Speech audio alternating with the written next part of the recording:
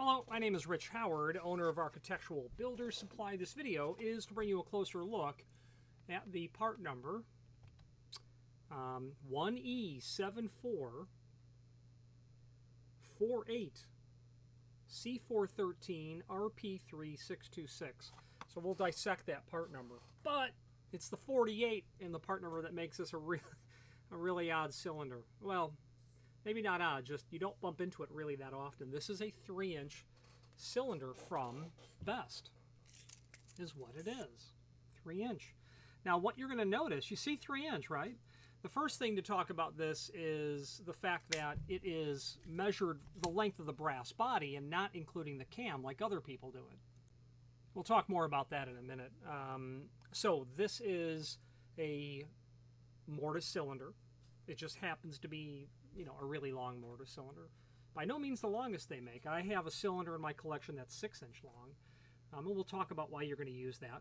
This is a small format interchangeable core.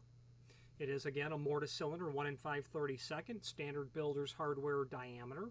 It has a Adams right cam, a screwed-on cam, which is the C413 part of the part number, is what this is. And it is in the satin chrome finish. It's going to include the RP3, and the RP3, which I'll show you where to find that information, means it's going to have these 2 trim rings. Okay, so we took a dimension of the length of the cylinder. We know the diameter is standard. The bigger trim ring, 3/8, smaller one, 1/8 of an inch. So you can use these together. You can use them, you know, just one at a time. However, you can stack them as well to meet your requirements for whatever the project might require. Okay. The last thing to show you is that it's going to have this spacer. The spacer is meant to allow you to, in this 1E7, the 7 means 7-pin. Well, you can install a 6-pin core into this. You're just going to use this black spacer. You can install a 5-pin core into this, and yes, those do exist. You'll install 2 of these spacers, and you can buy these spacers separately. They're packaged, I think, like a package of 100. But when you order a mortise cylinder, you'll get the spacer as well, which will allow you to do 6 or 7-pin. I always order 7, just because 7-pin is so common. Now let's talk more specifically about this lock, this mortise cylinder housing, and what specifically it's being used for in this project. If you are enjoying this video, please click thumbs up or like, and also please consider subscribing to our channel. Let's move on to the rest of the video. Okay, so let's tackle this part number, but first, the length. This is a 3-inch cylinder. This is what Best calls a 48. 48 is the code for the length. The 48 3-inch goes to the back of the body. Every other manufacturer measures it from the underside of the head to the back of the cam. Best doesn't. I've done some thinking on why they don't and why other people do. I have probably, I'm pretty sure, a video where I go on and on about my thoughts regarding that. But just simply be mindful when you are calculating the length of the cylinder that you need, know that it's the brass body length and does not incorporate this. The cam is what I'm driving at. Now, what in the world would I need this for? Well, this is only part of the job. This is a client in Europe, a Mediterranean country, Italy.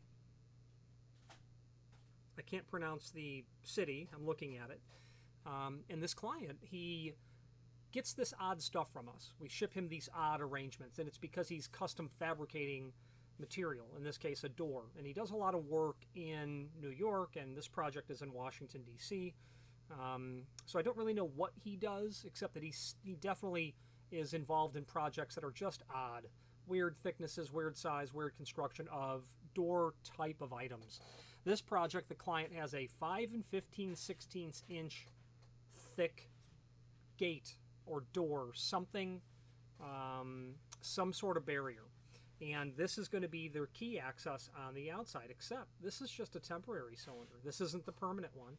The permanent one needs to be black. And they can't wait for the black. It's currently back ordered, but we do have satin chrome in stock. So I said, well, you're spending a lot of money for a couple of temporary cylinders. There are 2 on the job. or we got to wait for the factory lead time. So he elected, give me the temporaries. You know, this is something that he'll be able to put on his shelf somewhere and hopefully not forget where it's been put and maybe use again. But 5 and 15/16 thickness. I also have on the other side a Caba Ilco 72 something. I forget the part number, like a 7205, but in a TK, a thumb turn version. Well, that's only 1.25 inches. Well, what I did was I custom fabricated the cylinder to extend it by using extensions available by major manufacturing that we stock. 1/2 inch, 3/4 inch, 1 inch, and these, what you basically do is you drill and tap holes in the back of the housing. You put those extensions on top. You have a driver that's installed that mates from the back of the driver of the cylinder itself up to through the extension that you put your cam on top and screw it down.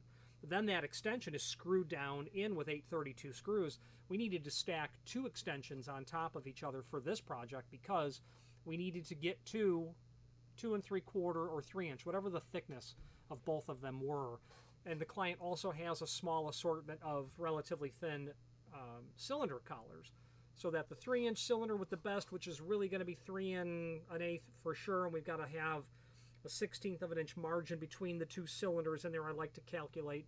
And putting all that together with the thickness, or pardon me, the length of the thumb turn that I made, with the trimmer, the cylinder collars that he has, will allow him to get that door working. Now, the important part to remember is the lock being centered in that 5 and 15/16. In this case, it is. But in many, and in fact, most instances when I do a job like this, it's not.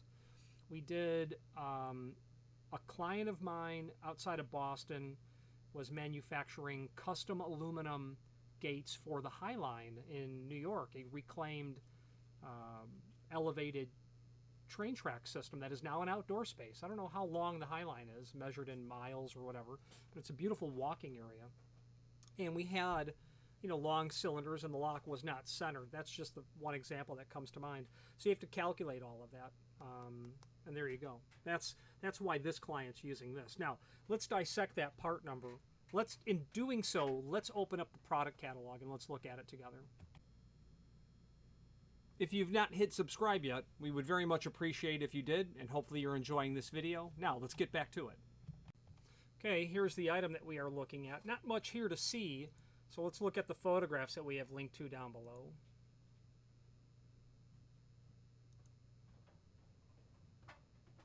One in 5/32 diameter, 32 threads per inch. That's considered ultra fine. That would be typical for a mortise cylinder, the ultra fine thread that is, because you're threading it down to something that's inherently thin, like the lock case of a mortise lock or whatever, you know, whatever it's going to. So that'd be typical. There are 4 diameters of mortise cylinders. Peanut is 3/4 inch. Those were used in mid-20th century aluminum storefront, and I have a couple in my collection. Then the builder's hardware, 1 in 5/32. Then there's the master ring or jumbo cylinder. That's 1.5 inch. And then there's the mogul, which is 2 inch. And all of those, I believe, are 32 threads per inch. I'm not sure about the peanut cylinder, though. Side view. Just to give you, I have been asked this question in the past, and to answer it now, the length of the threaded portion is 1 inch. That's 1 inch worth of thread there. Okay, 1 inch. Showing our front of the cylinder, the driver's just tipped a little bit. You'd obviously get that turned up straight, basically. Well, not quite horizontal, at this angle a little bit, because the core will be turned 15, well, not quite 15 degree, but some small degree clockwise to get the control lug pulled back. Then the C413, that is their C181 cam, Adams right cam, just in a screwed-on version. And then your RP3 and then your spacer package are all there. Now, there's a link here below this video to the manufacturer's page. When we click on that, the manufacturer's page will load, and what I'm driving at here is the Best Access E-Series mortise and rim cylinders. This is the catalog by which we can pull this part number to bits and pieces and dissect it. How to order a 1E. So we're doing a 1E, that's what we're doing. It's a mortise cylinder. And we're doing a 7 pin. The next is the function, and we have a 4 for our part number, so let's jump down to page 12.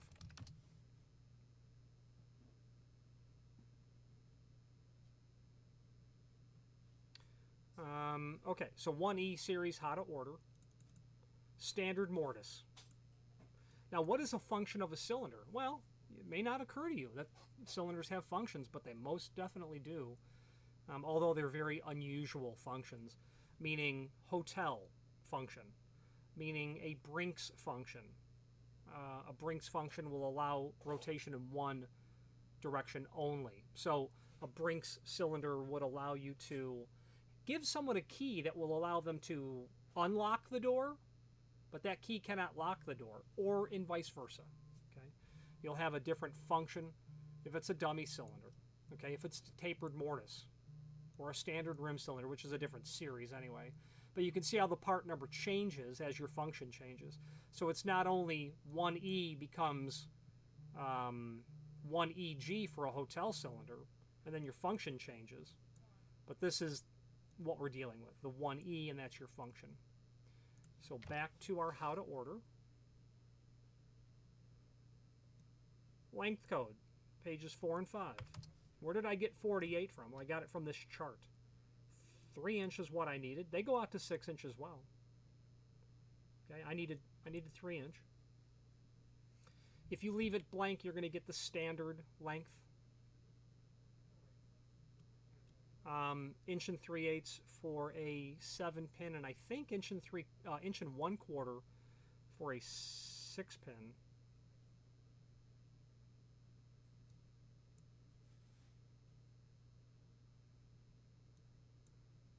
I'm pretty sure it's inch and 3/8 is what the standard cylinder length is going to be on a 7-pin, and then it'll be inch and 1/4 for a 6-pin. If that is a crucial dimension, don't rely on my foggy memory. I've learned and forgotten that 1,000 times, but I'm pretty sure that's what it is.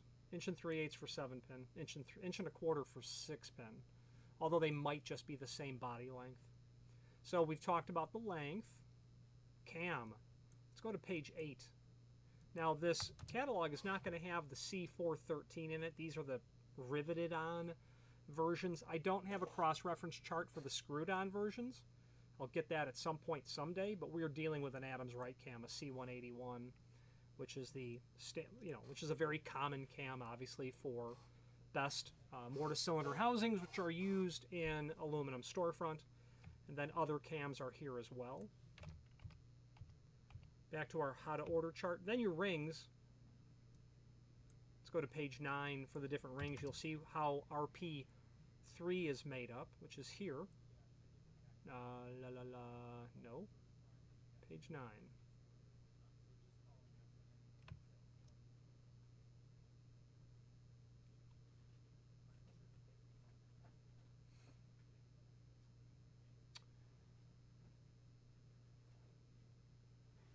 Okay.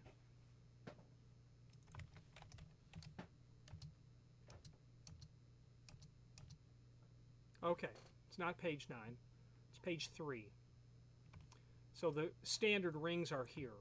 The RP package, and it tells you what you get. Okay, the RP3, the RP5, again, tells you what you get. And again, each summary tells you the rings that you get. RP3 is the most common that I end up specifying. The RP5 would be nice because you're really covered at that point. You can do 1/8 of an inch, or 1/4, or 3/8, or 1/2 inch, or 5/8, or 3/4 inch if you stack all this together, I suppose. So really, if you need a 3/4 inch ring, you may need to order a shorter cylinder. Although sometimes that's not, it's just not possible the way that it's installed or what you're using. So what else do we have left in order to dissect? Obviously, then just our finish. This is 626, and they can do all of the architectural finishes. And what they don't list here would be black, the 622 finish, and that's what we're waiting on. So this catalog that's on the manufacturer's page is really the primary source for learning about all things mortise and rim cylinder from Best. If you're going to deal with Best, knowing their cylinders and how their part numbers run is a good place to start. because it's likely if you distribute best, you're selling a lot of housings for cylinders, for existing large installed bases of small format work. Okay. Special functions are also here as well. I don't know that they do a Brinks function. I imagine that they do. I believe that they do. Cormac's UL437 material, that's here. Yeah, UL437. Basically what that means is that UL437 is a standard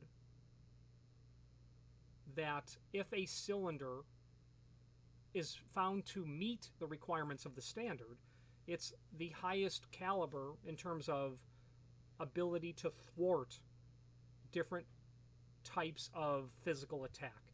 Picking, sawing, twisting, salt water, everything that you can do to it with hand tools. If it's UL 437 compliant, it's the highest caliber housing that you can get your hands on. Different manufacturers do that different ways. I know that some very likely will have a standard cylinder, then add a tremendously large shroud to the outside of it.